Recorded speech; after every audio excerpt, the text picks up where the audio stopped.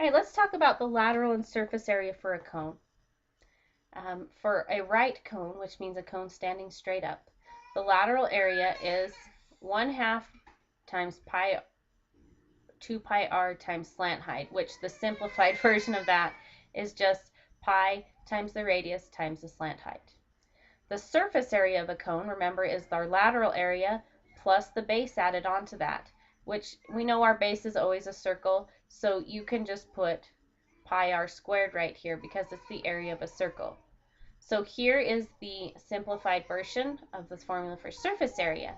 It would be pi times the radius times the slant height plus pi times radius squared. Put those formulas in your notes along with what each letter stands for. R is your radius, L is the slant height, and that's all you have.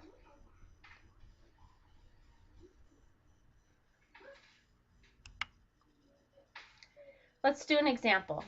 Find the, it's very important you read carefully, lateral area of a cone. That tells you which formula to use. We need a cone and we need its lateral area.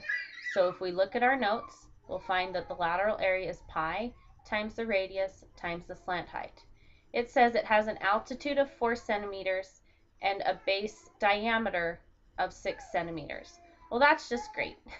They didn't give me anything I needed right up front. I'm going to have to do some work here.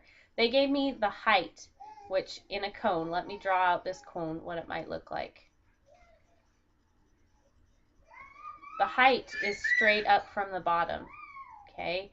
So the height is 4 centimeters, and the diameter instead of the radius, which is 6. We need the radius and the slant height to find this answer. Well, the radius is fairly simple. The diameter of the base was 6, so we divide that in half to get the radius. So our radius is just 3. That one wasn't too bad. But you do want to read carefully to see what they give you, diameter or radius. The slant height, on the other hand, is a little tougher. For slant height, we take a look and say, oh, look at this. We have a right triangle right here. Here is my slant height that I want to find. I have a height of 4, and this bottom part is 3. So basically, I have, I'm going to come down here to do my work, a right triangle. That's kind of curvy. And it looks like this, and I am once again trying to find the hypotenuse. To do that, I can use the Pythagorean Theorem.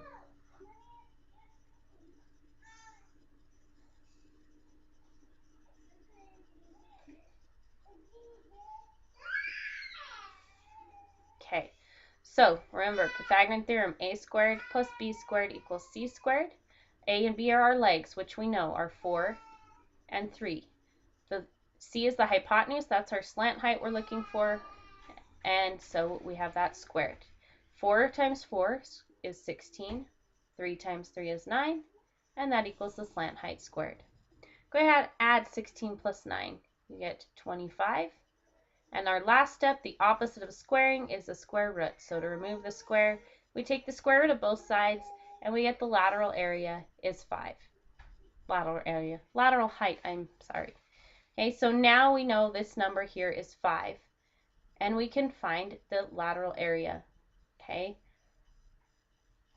So we found the slant height was 5. Using the information they gave us, we found the radius was 3. I'm sorry, I think I kept calling it lateral height. It's crazy. Okay, we get pi times the radius is 3 times the slant height, which was 5. And now we can calculate. 3 times 5 is 15 pi, and this was in centimeters, square centimeters. That's our answer in terms of pi.